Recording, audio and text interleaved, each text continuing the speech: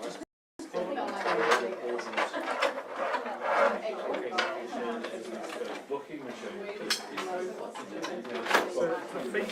the feet you just want to tune.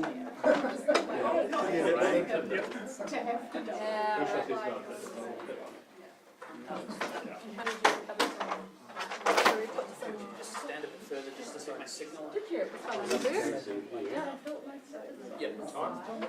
We'll get thanks. Press the white button. Sorry? Audrey just showed me how to press the white button. It's not the one on the table, but it's just slightly broken. Okay. Oh no, you only done like, I only go regular all day. No, don't worry about it. They're like a wedding the next day. It's really red and I was like, I'm gonna have to look at the top. Oh, But other than so that, it's basically, really fun. so Do you think when anyone you're will recording, notice there's a little white button that comes up here, and it's just take stills. So if you're able to, just take a couple of those. That's right. And then Really? you can do things.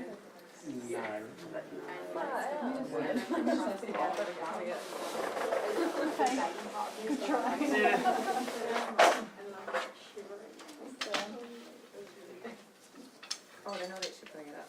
Green's okay.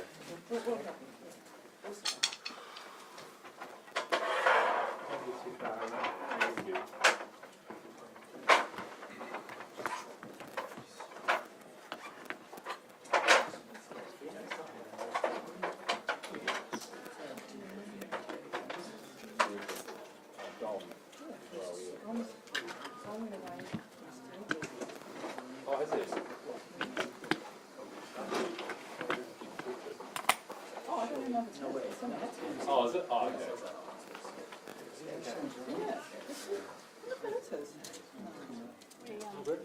We found a banner, but it's broken, so. Yeah. I think I could go down and find another one, but I think we're going to run out of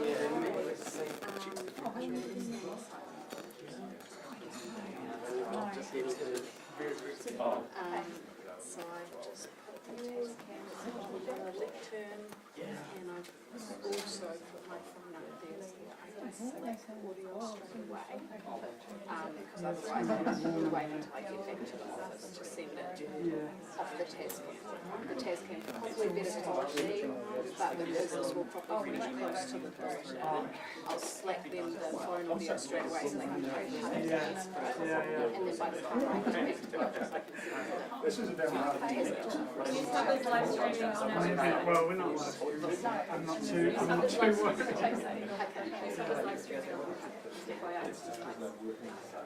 Same here.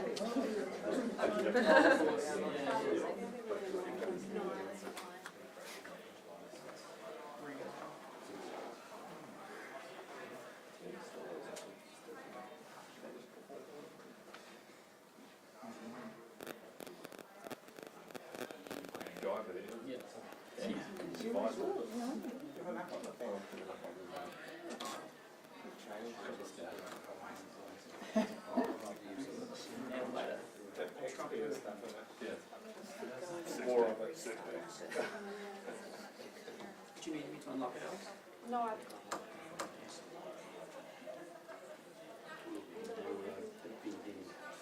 It better be.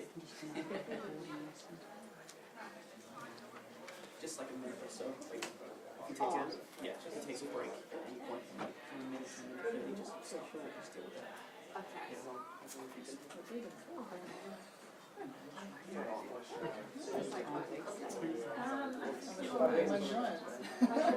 Yeah, the onboard one. If he goes to about 2 minutes, that's fine as well. Just need to stop saying interesting.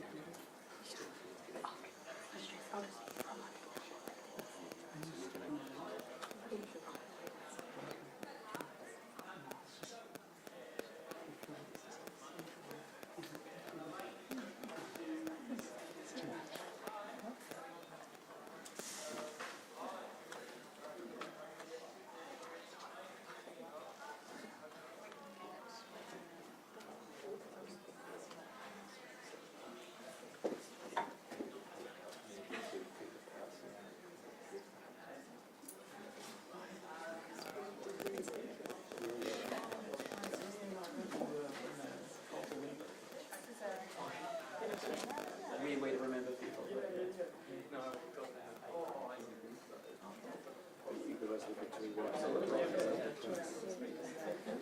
What do you do with the two working out there?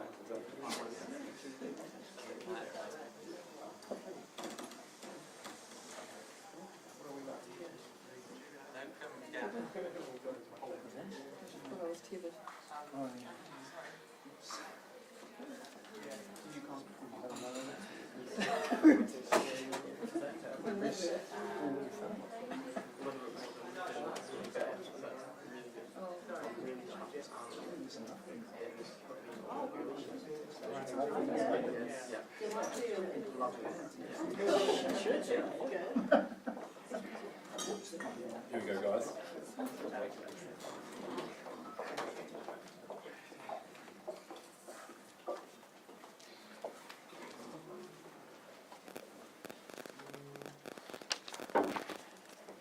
Well, kia ora koutou katoa. Welcome to the Ministry of Health. Thank you very much for attending this briefing this afternoon. My name is Dr. Ashley Bloomfield. I'm the Director General of Health.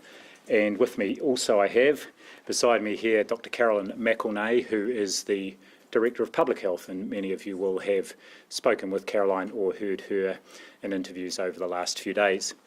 We wanted to just update you on the work that's happening to both prepare ourselves and ensure we are very ready to deal with the novel coronavirus outbreak in China and now with some infections in countries outside of China.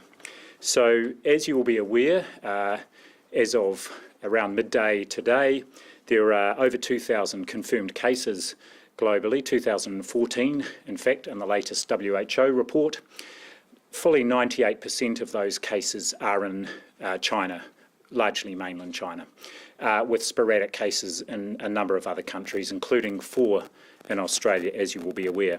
It's important to emphasise at this point that the situation in New Zealand remains unchanged, and I will come back to that.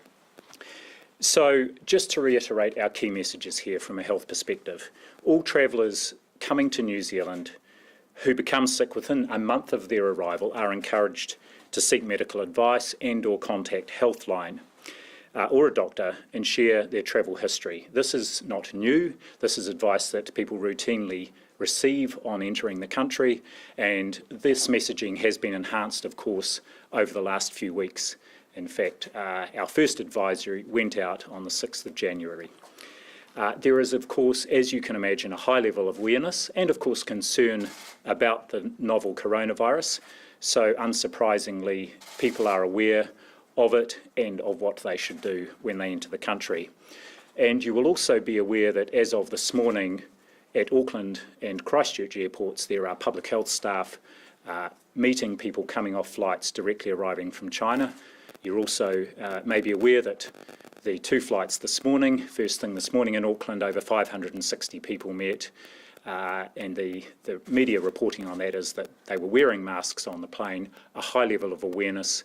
No one had any symptoms, and they all received information about what to do if they did become symptomatic. The personal hygiene messages for anybody around this particular illness are the same as for any respiratory illness. Frequent washing of hands, good cough and sneeze etiquette, covering mouth and nose when you sneeze, and of course, very important, staying at home and isolating yourself if you are sick and avoiding close contact with others. So I've mentioned the enhanced border measures we have with public health staff present at the border. We have a cross-government border working group that is convened. It met on Friday. It has representatives from a range of government agencies, as you might expect. All government agencies have been updated on the situation and on the actions that they can undertake as part of the cross-government effort. The border response, as I've said, has that particular emphasis on Auckland and Christchurch airports that have direct flights arriving from China. I also, just having read just now through the latest situation report from the World Health Organization, effectively their advice hasn't changed at this point. There remains some gaps in information that all countries are seeking to fill as quickly as possible. The WHO does not recommend any specific measures for travellers, and it also advises against the application of any travel or trade restrictions on China based on current information. And I think I'd just like to finish with a comment, coming back to my point at the start. The situation in New Zealand remains unchanged. We haven't yet had a case here in New Zealand. However, our assessment is the likelihood of us getting a case is high. And it may well be, as in Australia with their first case, the person who was subsequently diagnosed had in fact travelled and was asymptomatic when they came into the country and developed symptoms a few days later. We may well find ourselves in a similar situation. At this stage, we don't have any cases, a high likelihood we will. We've also assessed that the likelihood of transmission, if we do get a case or when we get a case, to another person is probably low to moderate because we are prepared and ready. And at this stage, based on current information, our assessment is the likelihood of a sustained community outbreak remains low. We are constantly reviewing that assessment and will continue to do so. So in summary, we are well prepared. We're actively working on this issue. We have been since the 6th of January, and we continue to work on it very actively over the weekend. We are well connected with our Australian colleagues, and we will continue to work closely with them. And from tomorrow morning, we will be standing up our National Health Coordination Centre. So perhaps at a future briefing here, we'll plan to hold briefings regularly. We'd welcome you coming down and having a look at that NHCC, which is down in the basement of the Ministry. Kia ora koutou, and welcome to ask any questions. Myself and Dr. McElnay will answer. When was the last time we screened for illness at our borders? So the regular border measures are that every passenger coming into New Zealand receives information about what to do if they become unwell. The last time in my recollection that we had specific border screening was during the 2009 swine flu pandemic. Do authorities have the power to quarantine passengers, and if not, why not? There is a quarantine power available to medical officers of health for notifiable diseases.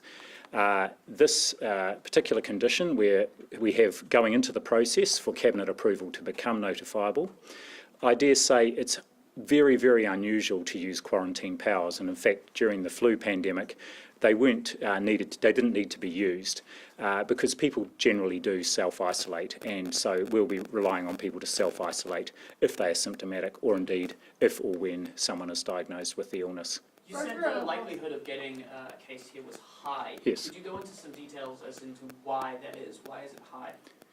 Well, the likelihood is high because we can see a range of other countries that have had small numbers of cases of people coming in.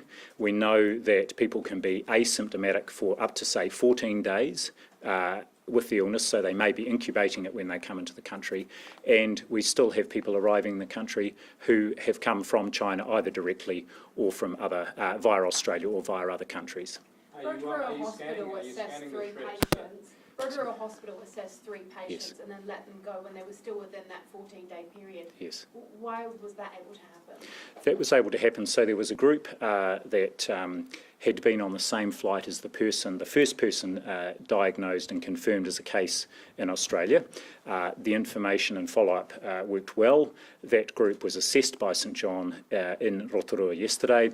3 of that group of 19 had further assessment at the hospital and were clinically assessed to be not displaying symptoms of a viral illness. Some tests were taken, but there was no reason to isolate those people. The whole group, as with other travellers coming into the country, have very good information about what to do, and there will be daily contact with that group. But if the symptoms take a while to show up, then is that safe practice to let them go?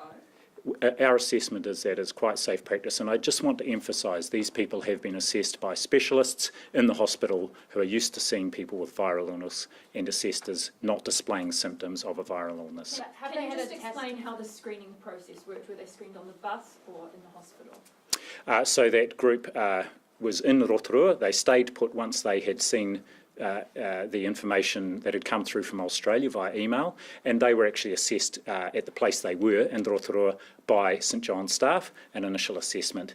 3 were then referred on to the hospital for further assessment, and I've told you the outcome of that assessment. So basically, after the first assessment, they said these 3 people have some kind of symptom or seem unwell? It was based on their assessment on the symptoms or the people's history they gave, and not on any particular clinical signs. So they felt that it was warranted to refer them for further clinical assessment, and that was done at the hospital. How confident are you that no one on that bus was carrying coronavirus? They've been assessed, and at this stage the clinical assessment is, and this is the same as with anyone who is at the border, the same as those people on the bus. They're not symptomatic at the moment. They know what to do if they do get symptoms. There was a question at the back here. Is there any intention to screen flights coming in from Australia, considering many of them would be come from China previously? That's under active consideration, and in fact, people could be coming via Australia from China, but there are other ways we can ensure that people have access to the information they need, including airport announcements. There are electronic banners there, and the information is very visible and widely available. And again, I think, in particular, because of wide media reporting, a high level of awareness amongst travellers. Given it's such, given we do have a lot of flights from Australia, I mean, that would be a big operation. What's the kind of thinking going into making that decision? So I think there are 2 key considerations here. The border response is important and needs to be proportionate to the other parts of a response, because having public health staff at the border is just one part of the duties that public health units and other clinical staff need to do as part of preparing for and, of course, managing if we do get a case. So the border presence needs to be proportionate. What we do know is the most important thing we need to do at the border is ensure people have good information about what to do, and that's the second point here.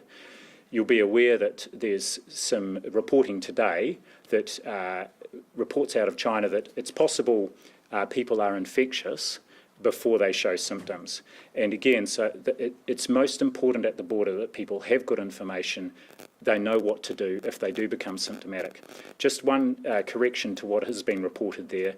The WHO situation report includes information that in the case of MERS, that's the Middle Eastern Respiratory Syndrome, there are reports of people being infectious prior to having symptoms, so that is something that has happened in other coronaviruses. It's not unique to this novel coronavirus. Could you walk us through what you mean by a sustained community outbreak? What does that actually look like in practice? I think that's a good one for Dr. McElnay to respond to. Okay, thank you. So from the information that we've got to date, if we had a case, we may expect to see another case from a close contact of that case, but it would be very limited. By sustained community transmission, we're talking about a situation where there's a rapidly increasing number of cases, a bit like what we saw with measles in Auckland, where you can see a rapid increase in cases developing from that first case. Now, we don't think that that will be the situation in New Zealand, and that's for a combination of reasons, one being the information that we've got about the infectiousness of this virus, but also about our ability to respond, to identify those initial cases, to and ensure that isolation is happening and make sure that that person is not then passing the virus on to others. So basically we're quite well prepared now, and getting ahead of it beforehand is what is going to stop from essentially being an outbreak. I think it's really important that we get ahead, and that is the key that we do not want to see, is that sustained community outbreak, and that's been our focus in our health professionals, is really making them aware of what they need to do so that we're not in that situation. Is Some of it the correct passengers that we that spoke to this vaccine. morning in Auckland Airport said that the pamphlets they received in Mandarin, they weren't very helpful? Can you explain to us what's in those pamphlets, and if you think that the info could be improved? Well, I'm not certain what the not very helpful means. The information that's there is translated from the same information that's available in English. It's very similar to the information that's being given out in Australia. So we would need to just find out about more about why that's not helpful. It's quite basic, simple information, and is the advice about being aware of any symptoms and about seeking, either ringing Healthline or seeking healthcare if symptoms develop. Is it correct that the SARS vaccine can be used to prevent severe symptoms, and if so, what is the situation with New Zealand supplies? There is no vaccine for this virus, this coronavirus, so I'm not sure where that information has come from with regard to a SARS vaccine. There is some development already happening in terms of looking at a vaccine, but that is likely to be a few months away before there would even be a vaccine developed, and then there's a production of vaccine. Always takes time. So the person or people, albeit a small amount, what's the likelihood that it's going to be a fatality? Yeah. Well, I guess the best information we have at the moment from the Chinese authorities is that the fatality rate is around 2 to 3%. In fact, the latest information, it's around 3%. So you can work that out for yourself. I think, just to put that in context, that's a relatively low fatality rate, just as this virus has got relatively low infectiousness. So the current data suggests that every person who might have the illness will infect around 2 to 3 people. You can contrast that with measles, where every person with measles infects about 14 other people. So it's much lower infectiousness, and it's a relatively low mortality rate. I think of particular importance, though, here is that what we are seeing in China is around 15 to 20% of people have quite severe illness. So one of the things we are planning for is to ensure that our hospitals and our ICUs have capacity, should we get a number of cases, that we're able to look after those people well. So the likelihood of it coming to New Zealand is high, but the likelihood of someone dying is low? Yes, so the risk of people dying in New Zealand would be similar at this stage to what that risk is from what we've seen in China. Is that people turning up on flights and wearing masks? International media has said that this actually doesn't do much in terms of preventing the spread of the virus. What's the Ministry of Health's official word on that? So I think people should wear masks if they feel that that is protecting them, and or if they feel they may be harbouring symptoms of any illness, whether it's a common cold, influenza, then it's appropriate to wear a mask, and that's an individual decision. Is it effective though? Well, I think there's limited evidence around the effectiveness, but certainly wouldn't discourage people from wearing masks if they wish to. Is the Ministry advising Cabinet on whether to make the disease notifiable as a meeting tomorrow? Yes, we are, and Cabinet meets tomorrow morning, as you've said, and they will be discussing this very issue. But what will, apart from allowing quarantine, what will the notifiable status allow you to do? What's the basis of that? So the notifiable status makes it compulsory for the disease to be notified every case. Of course, at the moment, we have a high level of awareness, and we have regular discussions with the public health units, and we have information out to professionals, so we are receiving information about any suspect cases anyway. This will just formalise that. There is a number of diseases that are already notifiable, and there are some other powers that gives the Medical Officer of Health. Perhaps, Caroline, you could speak to that. So it's really in case we need to use powers. It allows medical officers of health to have the powers of isolation. At the moment, for non-notifiable diseases, and as we said earlier, most people do comply, but there may be the occasional situation where the risk to the public is greater, and so powers have to be used, and making it notifiable means that legally the medical officer of health is able to do that. What sort of contact have you had with the Chinese government? Sorry, we had someone over here with a question, then we'll come back there. Do you have plans to screen everyone who was on that flight with the Australian person who fell ill? So the particular risk, and this is what Australia were working on the basis of, is they were particularly seeking the people who were seated 2 rows in front of and 2 rows behind. That's standard practice. The person who became ill, other passengers on the flight were notified. That's how the group in Rotorua were notified, and we've acted on that and are daily following up just to check on those people. So did the group in Rotorua contact the authorities, or did the authorities contact them? The authorities contacted them. So the contact tracing works. And I just want to emphasise again, we're working very closely with our Australian colleagues and are very much in step with them. They have daily teleconferences that we participate on. We've spoken with their Chief Medical Officer, so there's constant sharing of information, and we are used to sharing information across the Tasman to support contact tracing. Are you still seeking anyone else for screening? Not at this point, no. So it's a question. voluntary. Yeah. So it's a question over here. Oh, no, go ahead. Oh, great. So it's voluntary checks at the moment at the airport. When do you envision that becoming mandatory? So what is happening at the airport now is that people being greeted off the flights from China are receiving information, and if they have any symptoms at all, are being asked to self-identify and would then be assessed by a public health nurse. Again, remembering, my reading of this is everybody coming off the flights had a mask on. There's a high level of awareness, and I don't think we're in a situation where people would be trying to hide symptoms.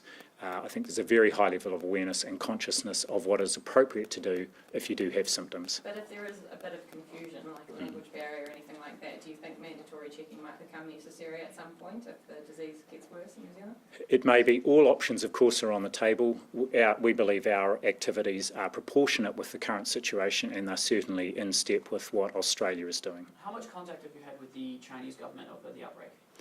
So we don't have direct contact with the Chinese government. However, as you can imagine, our foreign affairs colleagues in China and in other countries are very much a part of information flows and are keeping us well informed about what is happening in China as well as other countries that have got cases. Do you believe what's coming out, what the Chinese government is saying about the outbreak and the number of deaths and the number of people that have been infected there?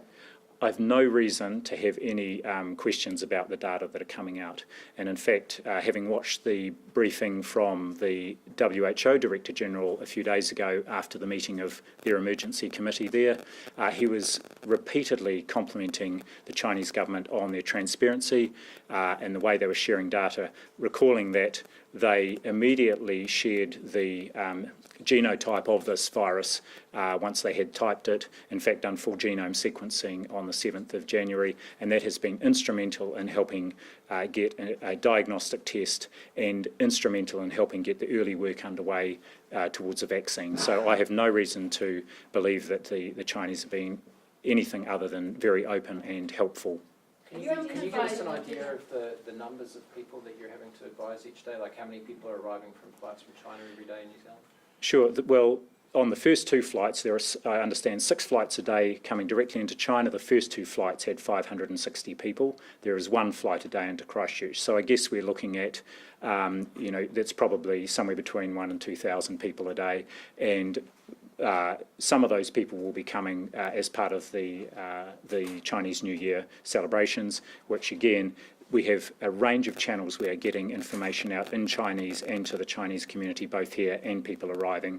So those channels are all being used. And what's the total number that you've screened so far, and what do you expect for the number to screen?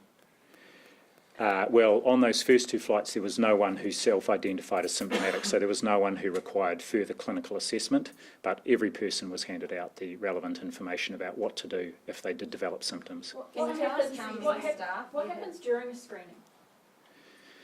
So, I mean, this is an interesting thing. In a sense, having people at the border looking at people coming off the flight is, you could argue, is a form of screening. Mostly when people talk about screening, they're talking about assessment of people's temperature using thermo screening machines. That's an issue we're actively looking at to see whether that's an option for us here in New Zealand. The challenge is it's not very specific. It picks up anyone with a slightly high temperature. And of course, the other issue here is that people could be and are likely to be asymptomatic when they come through the border. So screening per se is just one element of the border response. The most important thing, just to reiterate that, is that everybody's receiving relevant information about what to do should they develop symptoms. I think we've got time for maybe one more question. Some countries are looking at evacuating their citizens who are Yes. in Wuhan. Is New Zealand looking at that, and if so, what would the protocol be for them returning here? So that would be an issue for our Foreign Affairs colleagues, and my understanding is the Prime Minister this morning indicated she would be seeking advice from them about that. Has the Ministry of Health's response changed at all, though, now that we know the disease can be transmitted before symptoms appear? Have you changed your response?